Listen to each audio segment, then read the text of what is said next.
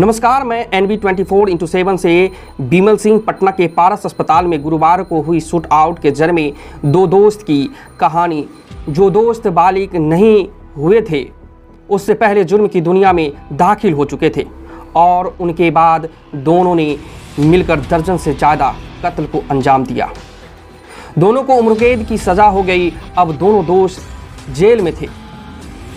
जब तक जेल में से बाहर थे दोनों दोस्त का दोस्ती चरम पर था, लेकिन जेल के अंदर जाते ही दोनों दोस्त दुश्मन बन गए। उसके बाद एक दोस्त को पैरोल मिला, वह जेल से बाहर आ गया और दूसरे दोस्त ने जेल से सुपारी निकाल दी। 17 जुलाई की सुबह 7:13 में हो रहा था। सुबह बारिश भी हुई थी। उसी समय दो लड़का, एक हेलमेट पहना दूसरा बिना हेलमेट के सड़क के किनारे खड़े हो गए। सीसीटीवी कैमरा में कैद भी हो गए। फिर सड़क के बाएं ओर से 4 लड़का और आ जाता है। फिर हेलमेट पहना लड़का वहां से निकल जाता है। बाकी 5 लड़का सड़क के किनारे बातचीत करता है और 7:15 के बाद पारस हॉस्पिटल के अंदर घुस जाता है।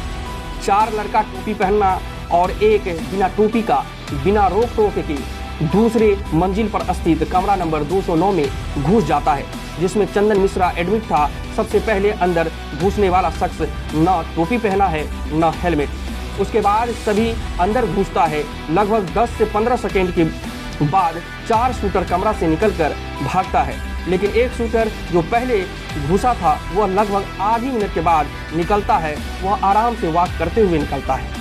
शूट आउट होने के बाद जहां पहले 6 मिला था वहीं फिर सभी मिला।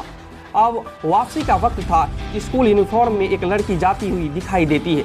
ठीक उसी समय सामने से एक बाइक आती हुई दिखाई देती है, जिस पर 3 लड़का सवार दिखाई देता है। बीच वाला बंदूक उठाकर जश्न मनाते हुए दिख रहा है। बाइक सवार को देखकर लड़की वापस पीछे छुप जाती है। फिर दूसरी गाड़ी दिखाई देता है। इस पर भी 3 लड़का सवार था, लेकिन कोई जश्न नहीं मनाता हुआ दिख रहा है। इन 6 शूटर को इस बात की परवाह ही नहीं था कि हमको पहचान लिया जाएगा। यह 5 शूटर अस्पताल के अंदर बिना नकाब के अंदर घुसा, इससे उसकी पहचान में कोई दिक्कत नहीं हुई। जो शूटर पहले कमरे के अंदर बिना टोपी का घुसता हुआ नजर आ रहा है वह है तौसीफ बादशाह, जो पटना के नामी स्कूल सेंट कैरेंस से पढ़ाई करने के वाला कौशिक पटना के फुलवारी शरीफ का रहने वाला बताया जा रहा है। बाकी 4 मलिक, सोनू, बलवंत, इन 6 शूटरों में से एक शेरू का बेहद करीबी माना जा रहा है। इससे पुलिस अनुमान लगा रही है कि चंदन मिश्रा की कत्ल की सुपारी 2 दोस्त से दुश्मन बनी शेरू सिंह ने कौशिक बादशाह को दी। आखिर कौन है चंदन मिश्रा और शेरू सिंह? यह कहानी शुरू होती है बिहार की राजधानी पटना से 145 किलोमीटर दूर बक्सर की सोनबरसा गांव से। इसी गांव में पैदा हुआ चंदन मिश्रा बाप का इकलौता बेटा। गांव में ही क्रिकेट खेलने के दरमियान लड़ाई होती है। इसकी शिकायत को लेकर उसके घर जाता है तो चंदन को शिकायत सुनने की बजाय मारपीट करता है। उसके बाद चंदन का जिससे लड़ाई हुआ था उसका नाम सोनू था। चंदन मिश्रा अपने पिता की लाइसेंसी बंदूक से कत्ल कर देता है। यह चंदन मिश्रा का प्रथम जुर्म की दुनिया में पहला कदम था। नाबालिग होने की वजह से जेल न भेजकर रिमांड होम भेज दिया गया। एक गांव का सीधा साधा लड़का अपराधी की दुनिया में बढ़ता चला गया। 3 साल बाद रिमांड होम से निकलने के बाद ओंकार नाथ सिंह और शेरू से मुलाकात हुई। उसके बाद दोनों दोस्त बन गए और बक्सर में ही रंगदारी वसूलता था। नहीं देने पर गोली मार दिया करता था। यह दोनों दोस्त एक बाइक चलाता था तो दूसरा बाइक पर उल्टा घूमकर गोली चलाता था। 2011 में 8 कत्ल किया।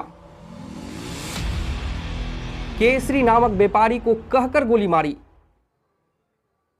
और उसके बाद दोनों फरार हो गए। पहले नेपाल भागा, उसके बाद कोलकाता, उसके बाद बिहार पुलिस की टीम ने कोलकाता से इसे पकड़कर जेल में बंद कर दिया। उसके बाद राजेंद्र केसरी हत्याकांड में बक्सर के लोअर कोर्ट ने चंदन मिश्रा को उम्र कैद तो वहीं शेरू को फांसी की सजा सुना दी। फिर हाईकोर्ट ने शेरू की फांसी की सजा को उम्र कैद में तब्दील कर दिया। दोनों तो जेल में बंद थे, लेकिन बाहर उनका रंगदारी चलता था।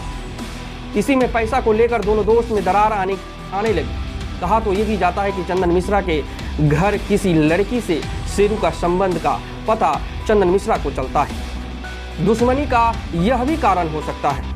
खैर, इसकी जांच में प्रशासन लगी हुई है। जो आगे की अपडेट होगी आप तक अवश्य पहुंचाने का कार्य करूंगा। आप देख रहे थे NV 24/7। नमस्कार।